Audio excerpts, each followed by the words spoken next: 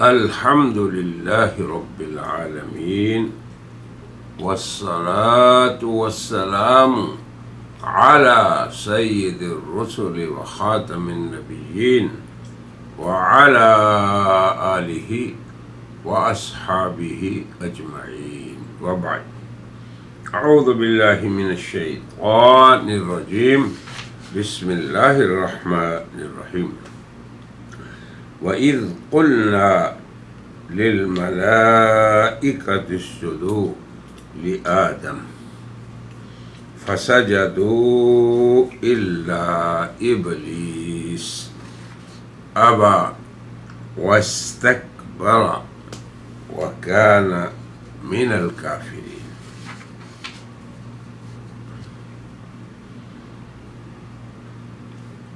ہم نے ہمیشہ شروع میں قرآن کریم کی آیات کی درست اور صحیح ادائیگی کی کوشش پہ زور دیا ہے، اور آج بھی اسی سے آواز ہے۔ اب اس آیت میں سب سے پہلا کلمہ جسے ہم نے توجہ سے پڑھنا ہے وہ ہے اذ نہیں کہنا، قلنا قاف قلنا نہیں کہنا۔ وَإِذْ قُلْنَا لِلْمَلَائِكَةِ اسْجُدُوا لِآدَمَ فَسَجَدُوا إِلَّا إِبْلِيسَ أَبَى وَاسْتَكْبَرَ وَكَانَ مِنَ الْكَافِرِينَ۔ یعنی بقیہ حروف ایسے ہیں کہ جن کو آسانی سے آپ ادا کر سکتے ہیں اور ہماری زبانوں میں وہ موجود ہے۔ اب اس کا آسان ترجمہ یہ ہے، اور جب ہم نے کہا، وَإِذْ اور جب، قُلْنَا ہم نے کہا، یہ اللہ اپنی ذات کے لیے ہم کا لفظ بول رہا ہے، تعظیم کے لیے۔ نا یہ عربی میں تثنیہ اور جمع دو اور دو سے زائد کے لیے ہے، مگر یہاں اللہ نے اپنی ذات کی تعظیم کے لیے بولا، جیسے دنیا کے بادشاہ بھی آج کل یہی کہتے ہیں، نحن ہم اس ملک کے بادشاہ، پریزیڈنٹ، وزیر اعظم یہ حکم دیتے ہیں۔ یہ دنیا میں بھی دستور میں ہے یہ، اس لیے آپ کو بھی سمجھنا چاہیے کہ حق تعالی شانہ اپنے لیے جمع کا لفظ بولیں تو یہ ان کی تعظیم اور تفخیم اور وہی اصل ملک الملوک ہے۔ اور جب ہم نے کہا فرشتوں کو تم سجدہ کرو آدم کو، فسجدوا تو وہ سجدے میں پڑ گئے، حکم خداوندی کی تعمیل فوراً کر دی، فسجدوا فوراً سجدے میں پڑ گئے، الا ابلیس ایک کے علاوہ، اور اس کا نام کیا ہے؟ ابلیس۔ کیا کیا اس نے؟ ابا انکار کیا، نہیں کروں گا، واستکبر اور اپنے آپ کو بڑا سمجھا، بڑا بن گیا، وکان من الکافرین اور وہ کافروں میں سے ہو گیا۔ اب پہلے اس کے کہ ہم اس آیت کے بارے میں کچھ کہیں، یاد رہے برادران اسلام کہ قصہ آدم و ملائکہ اور ابلیس، خالق حکیم جن کا ہر کام حکمت پر مبنی ہے، علام الغیوب جو ہر چھپی ہوئی چھوٹی سے چھوٹی اور بڑی سے بڑی چیز کا علم رکھتے ہیں اور خوب رکھتے ہیں، علام ہیں، صرف عالم نہیں، علام۔ تو انہوں نے اپنی حکمت کے تحت فیصلہ کیا کہ فرشتوں اور جنات کے علاوہ ایک تیسری مخلوق ہم نے پیدا کرنی ہے اور اسی کو خلافت ارضی کی خلعت سے شرف بخشنا ہے۔ یہ اللہ کا فیصلہ ہے۔ اب اللہ نے فرشتوں سے کوئی مشورہ نہیں کیا، یعنی اللہ کی ذات مقدس ان چیزوں سے بلند و برتر ہے۔ یاد رکھیں، اللہ تعالیٰ کو دنیا کے بادشاہوں پہ، دنیا کے بڑوں پہ ہرگز قیاس نہ کریں، اس کی نہ نظیر نہ مثیل۔ تو اللہ علام الغیوب، علیم و حکیم، فاطر السماوات، فاطر الانسان، فاطر الجن، فاطر الملائکہ۔ اب انہوں نے ذکر فرمایا اپنے اس ارادے کا اور اپنے اس مخلوق کو پیدا کرنے کا، اور بطور ذکر مشورہ نہیں، کہا کہ میں زمین میں اپنا خلیفہ ایک بنانے والا ہوں۔ یہ نقطہ سب سے پہلے یاد رکھیں کہ اللہ کی ذات عالی یفعل ما یشاء، جو چاہے کرے، یفعل ما یرید، جو چاہے وہ کرتا بھی ہے، مشروں سے بلند و برتر ہے۔ بس اظہار کر دیا تو آگے پھر قصہ آپ جانتے ہیں۔ فرشتوں نے کہا کہ اللہ، یہ مخلوق تو خون ریزی کرے گی، اس پہ ہم بات کر چکے۔ پھر اس کے بعد انہوں نے اپنی تحمید و تقدیس کا بھی حوالہ دیا، مگر اللہ نے جواب کیا دیا؟ اعلم ولا تعلم، جو میں جانتا ہوں تم نہیں، خاموش۔ بس یہ کافی ہوتا ہے اللہ کا فرما دینا اس کی مطیع اور فرما بردار مخلوق کے سامنے۔ تو گویا اللہ کا یہ فیصلہ مبنی بر حکمت اعلان ہو گیا اس کا۔ اللہ اکبر۔ اب علم آدم الاسماء، یہاں سے اللہ کا ایک دوسرا فعل شروع ہوا کہ انہوں نے آدم کو ان چیزوں کے نام سکھا دیے۔ اس پہ بھی ہم ایک بات کر چکے ہیں تفصیلی کہ اس پہ کوئی شبہ اگر کرے کہ اللہ نے اس کی مثال دی کہ دو طالب علموں کا امتحان ہو، ایک کو بتا دیا جائے، تو اس پہ ہم نے تفصیلاً بات کی، اور حضرت تھانوی رحمۃ اللہ علیہ نے جو اس پہ کلام فرمایا اس کا ذکر کیا۔ خلاصہ یہ ہے کہ اصل میں اللہ نے ہر اپنی مخلوق کو صلاحیت عطا کی ہے۔ فرشتوں کو خالص طاعت فرما برداری کے سوا دوسری کوئی استعداد نہیں۔ جنات میں بھی صلاحیت اللہ نے رکھی، مگر آدم علیہ السلام کو اللہ تعالیٰ نے جو استعداد اور صلاحیت عطا فرمائی، وہ اس کے خلافت ارضی کا مدار بنی، بنیاد بنی، اور وہ اللہ کی طرف سے صلاحیت و استعداد انسان کی فوقیت کا بھی سبب بنی، کہ اس میں اللہ نے صلاحیت رکھی کہ وہ کس طرح اس ارضی عالم میں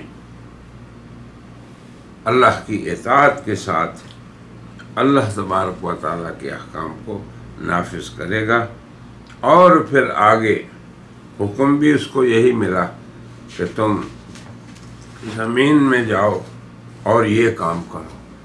بہرحال اس پہ ہم انشاءاللہ کچھ بعد میں بھی گفتگو کریں گے، اور کچھ ابھی اس آیت سے متعلق بات کرتے ہیں اور اس کو پہلی آیات سے ربط کرتے ہیں اور جوڑتے ہیں کہ آدم علیہ السلام کی فضیلت ظاہر ہو گئی علم کی وجہ سے، ذکر ہم نے پہلے کر دیا، اور پھر تسلیم بھی انہوں نے کر لیا۔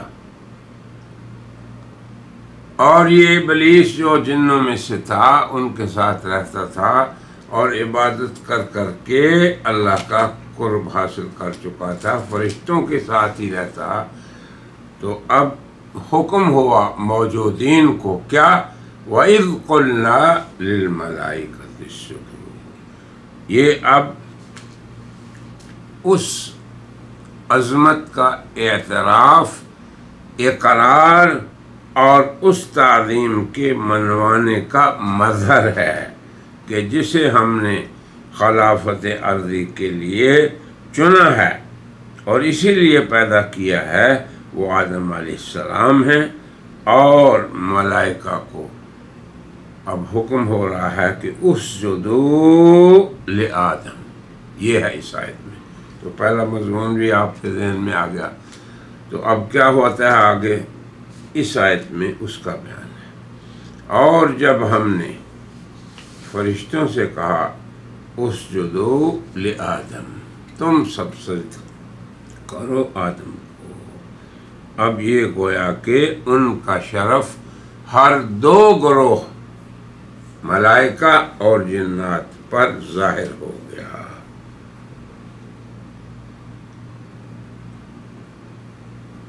اور پورے احسن انداز سے اللہ تعالیٰ نے اس مسئلے کو اپنی موجودہ مخلوقات پہ ظاہر کر دیا۔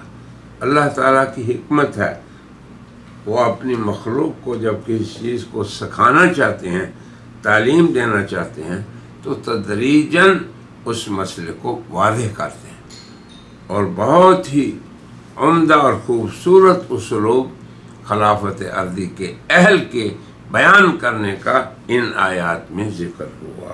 دیکھو قرآن حکیم کی فصاحت و بلاغت اور اس کے متعلم کی حکمت اور علیم ہونا۔ اب فرشتے سب کے سب سجدہ ریز ہو گئے، فسجدوا، جو ہی اللہ کا حکم ہوا انہوں نے اس کی تعمیل کر دی۔ اب دیکھیں یہاں پہ سوچیں کہ اے انسان، تیرے لیے اللہ نے کتنی عظمتوں کا اعتراف کرایا اپنی مخلوق کا پر۔ معصوم مخلوق ہر دم تسبیح و تقدیس میں مشہور رہنے والی، اس سے تمہاری تعظیم کروائی۔ سوچ اے ابن آدم، اے آدم کی اولاد۔ آگے اس پر بھی ہم ذکر کریں گے کہ اس موقع پہ کیا ہوا۔ قرآن کی آیت یہ کہتی ہے الا ابلیس، ابلیس نے سجدہ نہیں کیا، اور آگے فرمایا ابا، اس نے انکار کیا، واستکبر، اور اپنے آپ کو بڑا بنایا۔ تو بڑا بنانا، اللہ کے حکم کے سامنے سر تسلیم خم نہ کرنا، اللہ اکبر، یہ کس کا کام ہوا؟ ابلیس کا۔ ابلیس اور قیامت تک اس کے امتی یا اس کا لشکر یا اس کے جنود یا اس کے فرما بردار لوگ یہی کریں گے، کیا؟ اللہ کے سامنے انکار، اپنے سر کو جھکائیں گے نہیں، اونچا کریں گے، خم نہیں کریں گے، اور پھر اپنے آپ کو بڑا بنائیں گے۔ استکبر کا معنی یعنی بڑا بنانا اپنے آپ کو، ہے نہیں بڑا وہ، مگر بنایا۔ اور پھر اللہ تعالیٰ نے فرمایا وَكَانَ مِنَ الْكَافِرِينَ، اور وہ کافروں ہی میں سے تھا۔ یہ بھی کہہ سکتے ہیں اور وہ کافروں میں سے ہو گیا، یعنی اللہ کے حکم کا انکار اور اپنی اللہ کے سامنے بڑائی کا اظہار انسان کو کہیں کا نہیں چھوڑتا۔ اب اس موقع پہ یہاں پر کچھ امور ایسے ہیں جن کا استحضار ہمارے لیے ضروری ہے، بنی آدم کے لیے ضروری ہے، آدم کی اولاد کے لیے ضروری ہے، اور وہ امور میں آپ کو ان کی طرف اشارہ کر دیتا ہوں تاکہ آپ کے ذہن میں رہیں، اور وہ دروس عبرت ہیں ہمارے لیے کیا کہ ابلیس نے یہ حرکت کیوں کی، اس کے دل میں کیا خیال آیا، اس چیز پہ غور کرنا۔ پھر ابلیس نے اس موقع پہ کس طلب کا اظہار کیا اللہ کے سامنے، اس کو بھی ذکر کریں گے۔ پھر اللہ تعالیٰ نے اس کو کیا جواب دیا۔ پھر ابلیس نے اس موقع پہ بنی آدم کی گمراہی کے لیے کیا عزم کیا اور اظہار بھی کر دیا اللہ کے سامنے۔ تو ان امور کی طرف بھی مناسب ہوگا کہ ہم صرف اشارہ کر دیں، تفسیر اگلی مجلس میں۔ اب آپ دیکھیں، جب ابلیس کو آدم کی وجہ سے یہ طرد،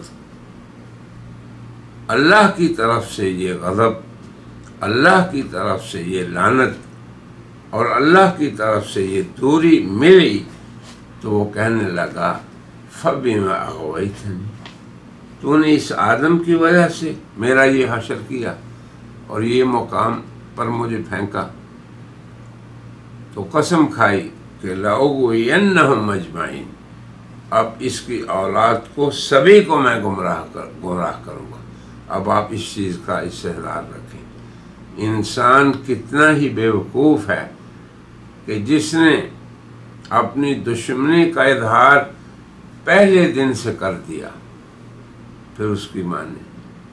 اب یہ تو اس کا عزم تھا آدم کے بارے میں، اللہ سے اس نے کیا مانگا، کیا طلب تھی، یہ بھی یاد رکھیں، انظرنی الی یوم یبعثون، اے اللہ مجھے مہلت دینا لمبی عمر کی۔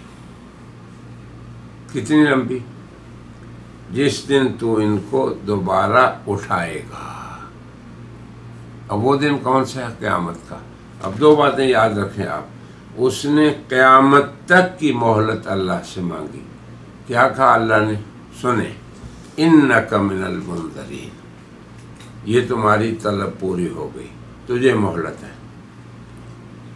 پھر اس نے کہا کہ اللہ میں ان میں سے کسی کو نہیں چھوڑوں گا الا عبادک المخلصین، سوائے تیرے مخلص بندوں کے، وہ مجھ سے بچ جائیں گے۔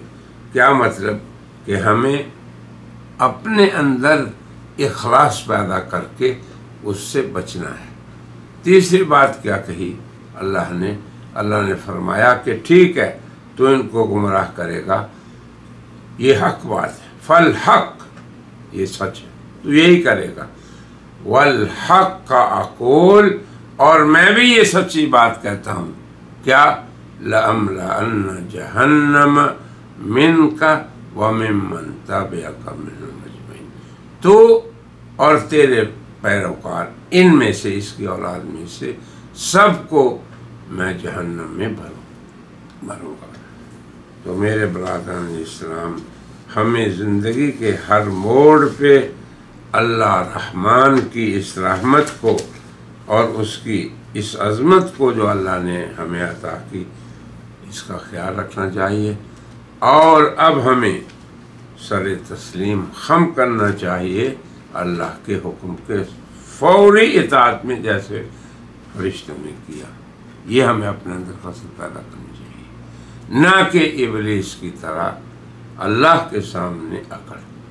اللہ تعالیٰ ہمیں متواضع، عاجز اور اللہ کے سامنے سر تسلیم خم کرنے والا بندہ بنائے، اور اسی کے اندر وہ رفعت ہے جس کے لیے ہمیں اللہ نے پیدا کیا۔ من تواضع للہ رفعہ اللہ، جو اللہ کے لیے اپنے آپ کو چھوٹا بنائے گا اللہ اسے بڑھائیں گے، اور جو اللہ کے سامنے بڑا بننے کی کوشش کرے گا اللہ اسے ذلیل کریں گے۔ اللہ ہمیں ہمیشہ کی ذلت سے بچائے اور ہمیشہ کی عزت کا وارث بنائے۔ وآخر دعوانا ان الحمد للہ رب العالمین۔